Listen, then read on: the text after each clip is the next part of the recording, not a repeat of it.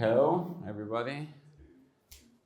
So as it was mentioned, today we will be talking about logs, but not logs from the woods, but log messages that are coming from the applications. It is my first time in a PyData conference. I'm very happy to be here. I don't know most of you. So a few words about me. In short, my name is Arek. That is easier to pronunciate. As I mentioned, my background is physics, but also I graduated computer science, and now I'm working in ING. ING is one of the European bank. So even though I'm in ING, which is a bank, I'm not dealing with the customer data. I'm dealing with the infrastructure data. The common word that we are using is telemetry data. There are three categories of the telemetry data. There are matrices, so like the CPU consumption, memory, number of users, number of requests, etc. So it's a time series with just a value. There are tracing, so the information about connection between different applications, let's say. And there are logs. We will focus in this talk about logs, but we will think about logs as a time series. So there will be a time and there will be a text message. Logs are quite interesting since they have the biggest historical legacy. From the beginning, when we are doing some development, we are always doing some logs, print statements. However, they are quite hard to interpret. There are tons of logs that are coming from the application. This text that is attached is usually unformatted. There is a lot of freedom left for the user, for the developer, to format the text. There is a lot of jargon, there is a lot of abbreviation. So even though it's a text, we thought maybe that's a sentence, but it's not a natural sentence that we write or speak in English. So that is one of the tech challenges that we will be facing. Before we will dive into the notebook that I have prepared, let us do some basics. So we will try to address two use cases. One, it is that we have some components, let's say A, B, C, D, etc. And we have a bug in the component A. This bug is producing some information, but is impacting the other one, etc. And at the end, at D, we have a failure of the system. So we are trying to build a system that will detect this bug before we will have a failure. And one of the challenges that we are facing, or we are trying to achieve, is, let's say, have few hours before information that we will have the failure. Let's say, I don't know, 1 to 4 hours before. Then, if you know the information that there will be a failure with the big probability, the team can already start working and prevent the failure. The second use case, it's a reverse situation. When the failure already happened, then we are trying to debug what have happened. So we can look again at the graph and see what was the most probable cause. And then the engineers can look at this particular application and then answer the question what was the reason and make the fix quickly.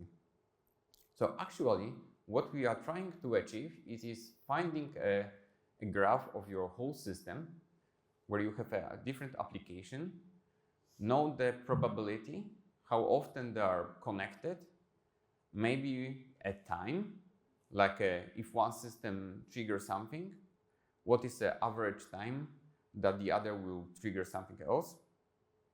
So this is what we are trying to achieve, like a big graph, and based on the logs. So before demo, we will do some basics. So what we have on the left, it is a common log messages that we are having from the Spark. And on the right-hand side, we have the log messages that are processed by one of the tools that I'm going to use, which is called a drain-free. Drain-free is a nice algorithm that is able to cluster the log messages. So as you see, some of the elements from the original log has been mapped, like numerical values. But there are also some elements, others that are learned by algorithm, so that the similar log messages are clustered together. So the first stage, when we are processing the logs, is a clustering algorithm. So instead of dealing with the logs itself, we will deal with just a cluster number. So we can first draw a graph and the plot, the specific cluster 124, and how these blocks are happening during the time. I will show the example of the running of the application with many components, and that is running for almost 2 hours. And this is the number of the logs that are happening at that time for that particular cluster. Another stage that we are going to do, and that is the most problematic slide, it is a mathematical concept of the hacks process. So we were dealing with the logs for quite a lot of time, and in some moment we had a master student who was doing the master in computer science, but also in mathematics. And his mathematics supervisor came with the idea of hacks process. The hacks process is a mathematical concept that is used, for instance, for detecting the earthquakes. So, as you know, the earthquakes are measured with this magnitude, like a 1, 2, 3, 4, 5. So this is the class of the shocks. And then there is a natural question: if you have a shock number 3, what is the probability of having a shock number 5? So that is very similar thing that we are trying to achieve here. So instead of dealing with the counts, so the number per time, we have a new function. We will have the intensity. The intensity is a function of the time, and is computed for each cluster individually, and have 2 parts. One is a baseline, mu. It can be a function, it can be a number. And the second part, that is a kernel. A kernel is a complex function that depends on the other clusters. And there are a couple ideas with what kind of the kernels we can take. The most natural choice is an exponential kernel, when we have a peak for a given time, and then there is a decay, so the tail, and the natural parameters are decay constant and the parameters alpha. The other example could be a Gaussian kernel, and of course there could be a sum of them or some mixtures. So basically, what we will go from the situation when we are just counting the number of the logs to the situation where having the intensity. So you see that here the cluster number 124 had some spikes here, and these spikes are computed here as well. However, here this intensity is computed as a convolution with other clusters. Okay, so let's see how we did it. There are any questions about that? What we are trying to achieve? Yes? Why basically log intensity is important here? Because this is the measure of our probability. This is how we can measure how one component is having the impact on the other one. This probability is hidden here in this alpha aj. Okay, where is my...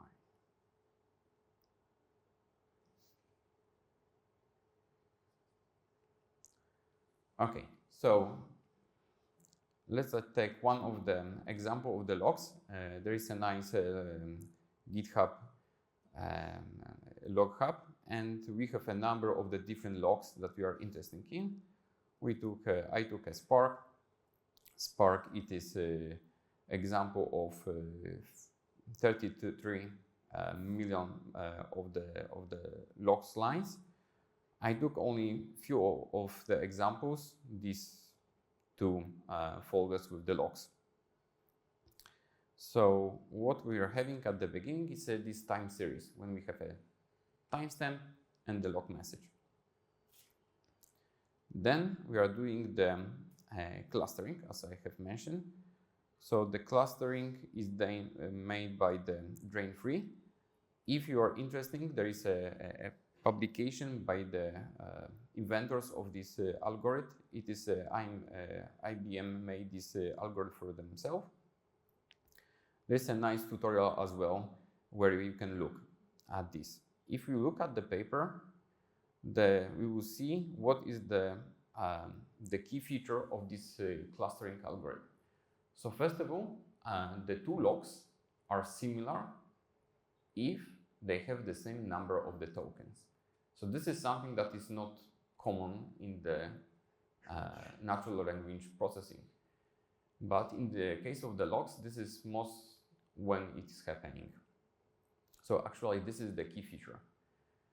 And then if you are having the same number of the tokens for two logs, you can just check how many of them are the same. And this is how you are calculating the similarity. And of course, there is a threshold.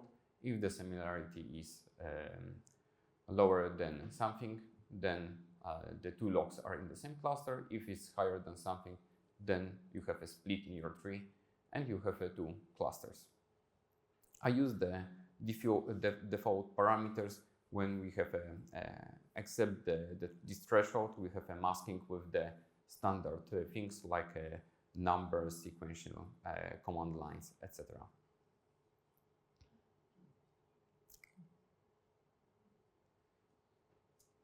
So after that, what we are achieving is again the message, the template, so the representation of the cluster and the cluster number. Let us see which cluster is the most populated. So there are clusters with the 6,000, almost 7,000 of the representatives. And this is the example of the one of the biggest, 103. Okay, so then we come to the situation when we are trying to correlate clusters. So for that we are using the HAX process. There is no one of the best libraries that I would recommend. First of all, I would recommend the blog about the HAX processes made by Stephen Morse. He made a master degree on this, and he made a very good library. However, at the end of his thesis, he discovered that there is another library, TIC, that he is even more like it. So I also dive into that library. The library has also a lot of different tools and fitting methods, but it's lacking a bit of the plotting possibilities. So the model that we are going to fit to our problem, it is a HAX process with the exponential kernel when there is only one decay constant, beta. So we will have the adjacency matrix alpha that is representing the probability. how one cluster impacts the other cluster. So this is a matrix. We have in total 203 clusters as far as you remember. It is somewhere. And so the matrix is 203 by 203. We have a decay constant, beta, and we have a constant numbers alpha, again 203 numbers. Beta is not going to be fitted. It is a parameter that we set up, and mu and alpha are the parameters that we are trying to find. Okay, and after around 10 minutes, we are getting the results. So of course, the crucial element is setting up the starting condition, initial condition. So what I choose is a baseline. It's a zeros for everything, so mu. And adjacency matrix, it is a matrix with the random numbers, but with the zero on the diagonal. So the cluster doesn't impact itself. It is impacted only by others. And the decay constant, it is calculated as a reverse of the half-time decay. So I select as a 60 seconds. As a result, we are getting the mu and alpha. Mu, actually only two elements of the mu are non-zero and the others are zero, that are sorted numbers. And for alpha, we are getting the intensity between different clusters. So we see that the cluster 124 is impacted greatly by the cluster 179. A cluster 99 is impacted by 93, etc. We see that the cluster 99 is impacted by a few other clusters as well. Okay? So we can plot the different intensity on the x-axis, and we see that most of them are very smallish, and only some of them are reasonable to consider. For plotting purposes, since as you can imagine, if you are trying to do this sum and make a plot, you have to integrate, although always for each time you have to integrate over time from the beginning to that time. So this is a very time complex situation, and we have to also sum over all cluster for each of the round. So limiting the number of mu's is a nice thing to do. So I'm setting the threshold for 10 to minus 5 to get rid of the small adjacency elements. Okay, so now let us see the cluster 124 that was the mostly impacted by the cluster 179. So we see that cluster 179 had few peaks, and whenever the peak of this cluster is happening, the peak of another cluster is happening. And maybe we don't see this here, but there is like a few seconds apart. So when the cluster 179 has a peak, after a few seconds we have a peak on the other cluster. We can look at the, for instance, not correlated clusters.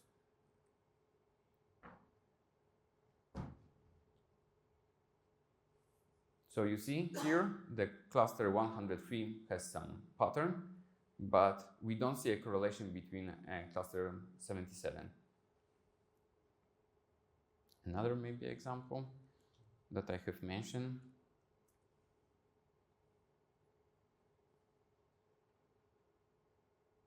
So here, cluster 99 is impacted by many of the other clusters. So whenever the peak is happening there, we have the correlation with the first one. Okay, so the nice thing that we are also getting is that whenever we integrate this intensity over a time from 0 to t, we should get the number of the log messages for that up to that time. So this is also explain why we on y-axis very often have a different values, since always we have to scale this up to that condition. Okay, so now the third element, the element that combines the different clusters. So we would like to visualize how the cluster impact one another. For that, we will use the tools from the network for graph visualization. And in that case, we will have the we will try to first see how big is our graph. So if we will just look at the number of the edges, and that is a directed graph, we will see that we have 41,000 of edges. So the graph is quite huge. And so I will not be able to draw such a graph here. So what we will do, we will just have to limit the graph. And there are three possibilities. We can just put an absolute threshold so that we will only look at the graphs with the specific intensity. Or we can look at each individual node with only few of the nodes. Or we can look at the maybe percentage of the strongest link and the others. What I choose the first one, the absolute threshold. So I'm cutting the identity matrix at the level of 10. And with that, I'm getting the 41 nodes with 41 edges. All of them are directed. And I'm trying to find the subgraphs of this. And this is what I'm getting. So we'll get that the spark can be divided into few elements.